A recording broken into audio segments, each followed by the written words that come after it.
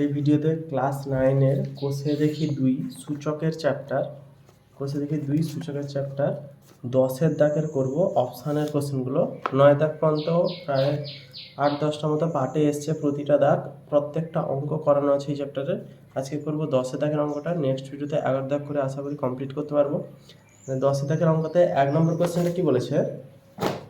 10-এর দাগের 1 question number দিয়েছে 0.243 পাওয়ারে আছে 0.2 গুণিতক 10⁻0.6, এটা সমান কত? তো এইটা মান বের করার জন্য কী করবো?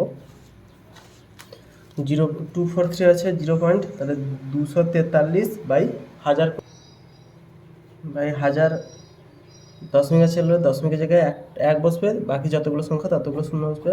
পাওয়ারে 2/10 করে 0.2 মানে 2/10 ইন্টু 10⁻6/10। সবকটা ভগ্নাংশের আকারে নিয়ে এসেছি। দশমিক ভগ্নাংশ ছিল, নর্মাল ভগ্নাংশ আকারে নিয়ে এসেছি। এবারে 243কে যদি আমরা ভাঙি, 3 দিয়ে যাচ্ছে, 3 আসছে 24, 3 একে 3, 3 7 21, 3 9 27, 3 3 9, 1 2 3 4 5টা 3 পেয়েছি।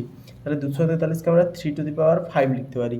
এবং 1000 মানে 10-এর কিউব, 3⁵, 10-এর কিউব, 2 এর 10 গুণিতক 10⁻6/10। কোনো অসুবিধা নেই এটাতে। সমান, এটা কাটাকুটি করে দিলাম। কাটাকুটি নাও করলে হবে, এখানে গুণ করবো সব। 2 3 6, 2 5 10, তাহলে 1-এর 5 বেড়েছে। তাহলে এই পাওয়ারটা ওপরে লবের কাছে যাবে, নিচেরটাও যাবে। যদি লবের কাছে যায় 3⁵ ইন্টু 1/5, 10⁻³ ইন্টু 1/5 গুণিতক 10⁻³ তো এইটা যদি করা হয়, এটা কেটে গেল। ওপরে হলো কত? 3⁻1 মানে 3, নিচে 10⁻³ গুণিতক 10⁻³ এইটা পুরোটা একই আছে, তো এটা কী হবে? কেটে যাবে, কারণ এটা হরে আছে। গুণ আকারে থাকলে নর্মাল যেভাবে গুণ হয়, একই জিনিস ওপর নিচে থাকলে কেটে যায়। সমান উত্তর যেটা পড়ে থাকলো সেটা 3, মানে অপশান বিতে আছে 3। নেক্সট অঙ্ক 10-এর দাগে 2, মোটামুটি কাটাকুটি করে এটা একই আসছে, কাটাকুটি হয়ে যাবে। এখানে 3 একা পড়ে থাকলো। এখানে 10 থেকে 2 কী বলেছে? 2⁻1/2 গুণিতক 2⁻−1/2 গুণিতক 16⁻1/2 এটা আছে।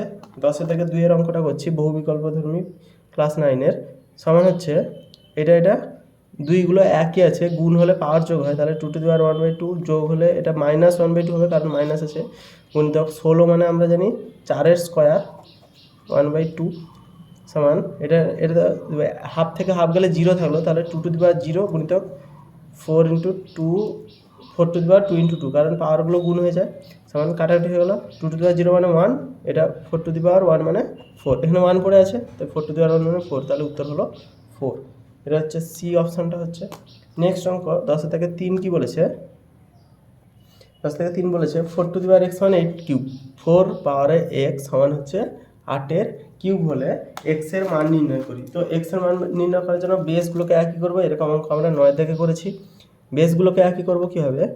বা 4 মানে আমরা জানি 2-এর স্কোয়ার, তাহলে 2-এর square whole to the power x সমান 8 মানে 2-এর কিউব জানি আমরা, 2 × 4 = 8, 2 × 4, তাহলে 2⁻2x পাওয়ার গুণ হচ্ছে সমান 2⁻3 × 9, বা 2x সমান হচ্ছে 9। যেহেতু বেস একই, তো সহগুলো পাওয়ারগুলো একই হবে, তাহলে x সমান 9/2। এর অপশান হচ্ছে বি।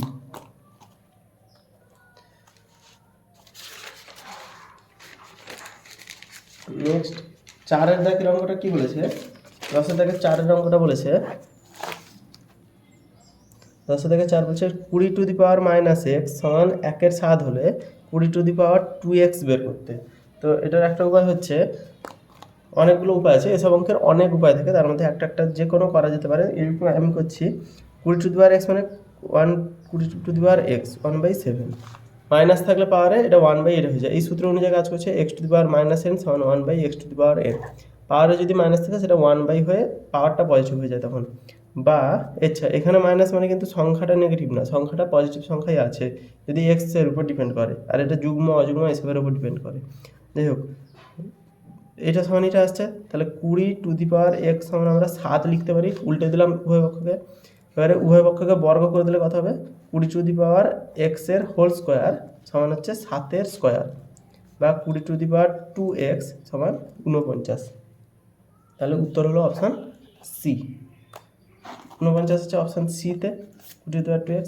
নেক্সট 5 দাগের অঙ্ক কি বলেছে, 4 into 5 two the power x সমান 500 হলে x two the power x কত, বা 5 টু দি পাওয়ার এক্স সমান 500/4 করতে পারি, গুণ আকারে আছে তো এপাশে এলে আমাদের ভাগ আকারে হয়ে যাবে, বা লিখে 4 একে 4, 4 দুনে 8, 4 25 100, তাহলে 125, 5 টু দি এক্স মানে 125, তাহলে 5 টু দি এক্স মানে 125 মানে আমরা জানি 5 এর কিউব, 5 5 25 5 125, বা এক্স সমান 3 বেরাল আমাদের তুলনা করলাম, তাহলে x two the power x যদি জিজ্ঞেস করা হয় তাহলে 3 টু দি পাওয়ার 3, তাহলে 3 3 9 3 27, অপশান ডি।